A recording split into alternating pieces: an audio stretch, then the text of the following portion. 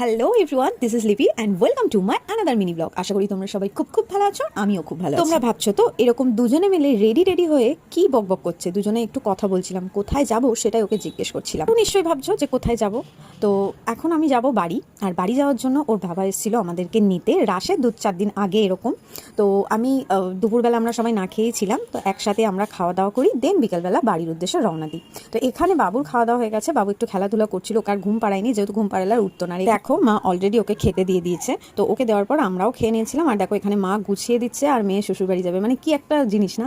তো আমরাও এখানে কোনো একটা কথা নিয়ে মজা করছিলাম, সেই কারণেই হাসি ঠাট্টা আর কি। কিন্তু যাওয়ার সময় একটু কান্নাকাটি করছিল, দিদাও করছিল। বেশ গেলে আমার একটু অনেক কদিনই থাকাই হয়, প্রায় 7-10 দিন বলতে পারো, তারপরেই আসি। তো এই যে দেখো দিদাও এখানে কান্নাকাটি করছিল।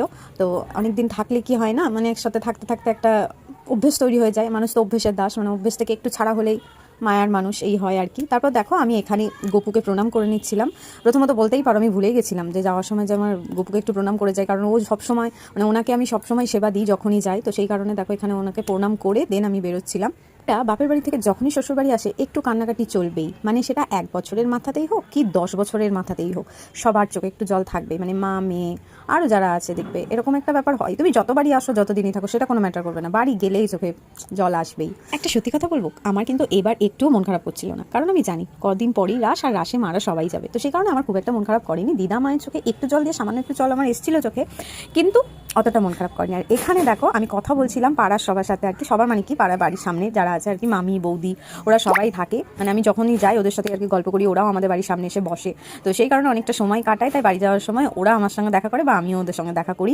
এখানেই দেখো গল্প টল্প করছিলাম। এই ব্লগটাও আশা করি বৌদি দেখছে, তো দেখলে একটা কমেন্ট করো। আজ তোমাদের সঙ্গে আমি ব্লগে কি শেয়ার করতে চলেছি বা শেয়ার করছি সেটা তোমরা এতক্ষণে আমার ক্যাপশন দেখে বুঝে গেছো। আজকে তোমাদের সঙ্গে আমি শেয়ার করছিলাম যে বাড়ি আসার ভিডিও ক্লিপটা, মানে বাড়ি আসার সময় কি হয়, কতটা কি হয় না হয়, সেইগুলোই তোমাদের সাথে আমি শেয়ার করতে চেয়েছিলাম। যেহেতু আমি ডেলি ব্লগ পোস্ট করি, তো সেই কারণেই ডেলি লাইফস্টাইলের ব্লগ পোস্ট করি, সেই কারণেই তোমাদের সঙ্গে এটা শেয়ার করা। তো বাড়ি আসার উদ্দেশ্যটা তোমাদের সঙ্গে আমি শেয়ার করতে চলেছি। আর পরপর কিন্তু এবার আমার রাসের ভিডিওগুলো আসবে, আমার ভিডিও ক্লিপ নেওয়া আছে, কোনো এডিট করতে পারিনি বলে আমি এখনও পোস্ট করতে পারছি না। ধীরে ধীরে পোস্ট করবো, কারণ এই যে রাসে খুব মানে মজা করেছি, আনন্দ করেছি। তো সেই কারণেই সেই রেশ এখনও কাটিনি। এই যে দেখো আমরা কথা বলতে বলতে বেরিয়ে পড়েছি মাকে টাটা বাই বাই করে।